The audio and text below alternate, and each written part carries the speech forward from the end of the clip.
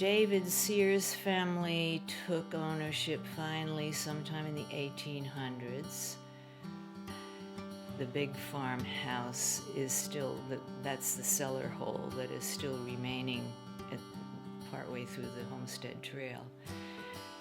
But the farming industry began to move inland, and so it fell into disrepair, and I guess any structures on the island were razed by 1930.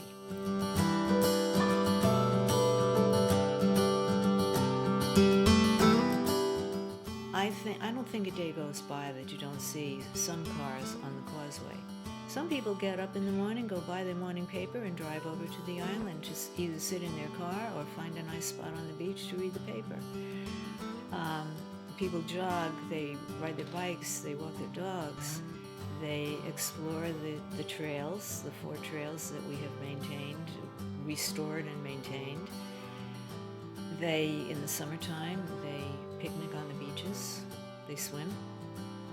Yeah, we've had various school groups, various ages, 5th graders from Searsport, we've had 7th and 8th graders from Bucksport, we've had high school kids from Hampton, and we, of course, have developed, we hope, a lasting relationship with Unity College students and the college itself, the professors.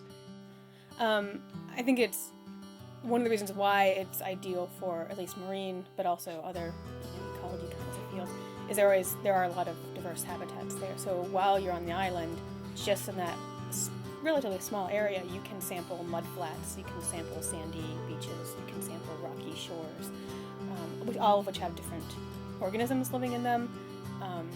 And so you get, in a pretty small area, in a concentrated area, a really diverse group of organisms and habitats to sample.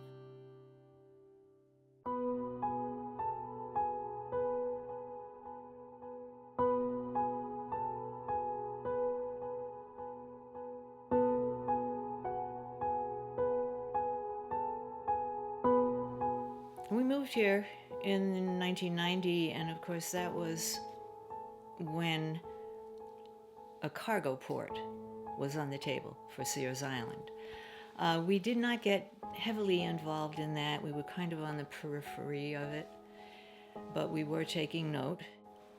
Things got quiet for a while until the LNG proposal came back in, I guess, the end of 2003. And that's when we got very involved, because something like that had already been fought and defeated down in Harpswell. There was a lot of negative thinking about liquid natural gas coming anywhere along the shore of Maine. And that's when the Friends of Sears Island was formed.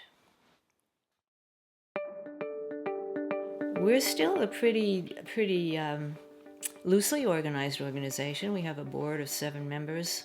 We have some very active volunteers and a lot of people in the periphery. And so anything else that has come up, like the recent tank terminal, we jump right in.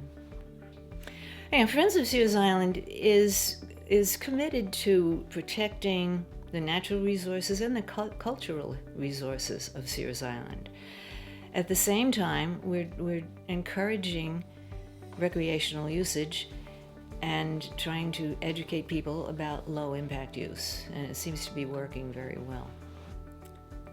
It's just a place that's so easily accessible, so close at hand, where you can go and find a spot to be alone, no matter how many people are there. And it represents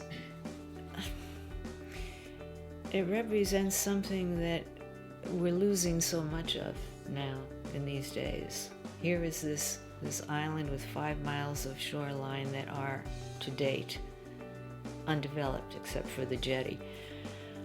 And when we first came to Searsport, we got very involved with the Maine Island Trail Association. And we were all over the bay with all of these incredibly beautiful wild islands. And here we have an island. Yeah, it's the hand of man is showing more than we'd like. We have a paved road. We have a gravel road instead of just trails. But once you get down the island a little way, it has every feature that all of the offshore islands have. And that makes it really very special.